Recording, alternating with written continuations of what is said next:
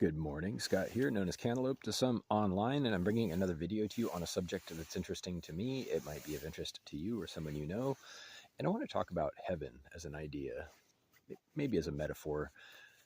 Someplace like paradise, something where the quality of life is above average, high above average maybe, a place that has an exclusive membership. All of these ideas kind of go along with the idea of heaven. And I want to talk about ownership. Ownership and responsibility. I mean, not to be a buzzkill, but you should never fail to ask who's paying the bill. And it's easy to forget that somebody always has to pay. It's easy to forget that no matter how good things are, there's some guy, working his ass off to make it happen, or some woman, I should say. And this ties in with judgment, prejudgment, and just giving credit to people as deserved. And what I mean is, it's easy to say that a person is. I've actually heard people say that other people are bad people, quote unquote, or good people. There's good people here. There's bad people over there, or whatever. I don't think it's possible to do that, to neatly separate people into good buckets or bad buckets without complications. And I've talked about this a little bit in other videos. The complications are that people change over time, we hope. We grow and learn from the time we're born, obviously, until, adulthood or whenever. We change quite a bit, actually. And it's only safe to say that there are good and bad behaviors or good and bad decisions on the part of an individual. And how this ties in with the subject of heaven is, I think that people get into their comfort zone. They have a party. They abandon themselves to indulgences, and that's fine. I get it. But understand that when you forget the, what life is like across the tracks, so to speak, that perhaps contributes to the possibility of having a nice lifestyle, then you are being entitled at that point. You're being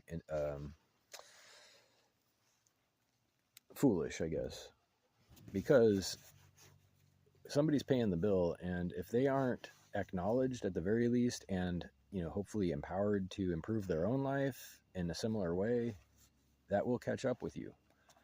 If you have an exclusive country club membership, metaphorically speaking, it's going to catch up with you when you are actively denying other people the same opportunity at the same time. It's not fair. That wouldn't be fair. That would be a form of slavery, a form of, well, we have a lot of words for it. It's just unfair is the bottom line.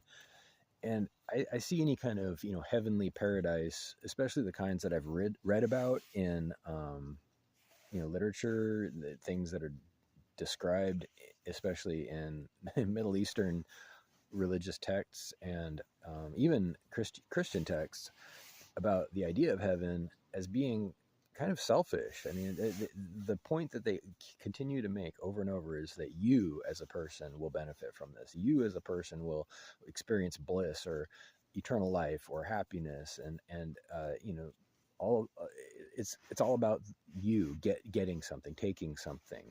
And there's Christianity, for all of its opportunities, is at least about the goodwill unto others. I think it's a main theme in Christianity. I don't want to digress too much, but I think it's very important to realize that any kind of heavenly place is standing on the backs of somebody.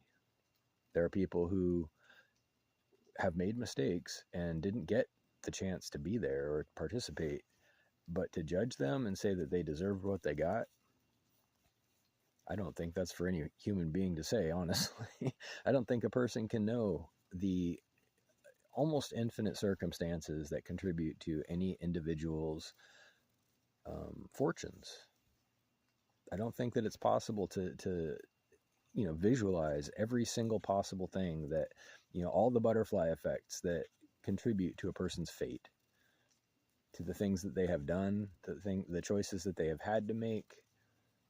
is it stealing if it's to feed your starving child, for example? I mean, it's not cut and dry. It's not simple. It's not always simple. Sometimes it's simple, but there are opportunities to interpret people's choices, and I don't think that any person can possibly comprehend if somebody is deserving of paradise or not. And it seems to me that the metric is not who's having the best time or has the most toys or who is experiencing the most bliss, so to speak, but rather the opposite end, the lower end, that should really be addressed. The people who are conscious and active toward improving the least advantaged among us, mercifully and compassionately, those are the people who deserve to indulge. But it's a paradox. It's a little bit of a paradox, because to indulge, you have to forget about those people a little bit.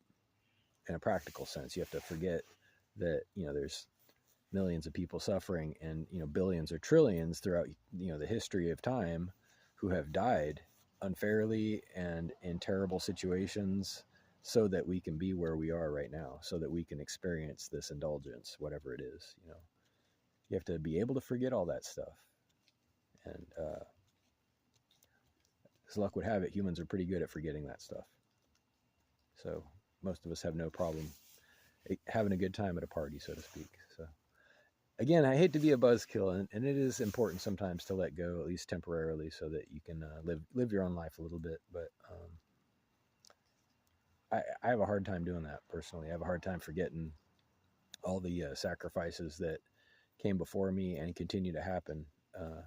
I wouldn't feel right about, for example, being, ultra rich, just as a hypothetical situation, and not doing something about the poverty, the famine, and the absolute suffering of many, many people in this world. It would be, I wouldn't be comfortable.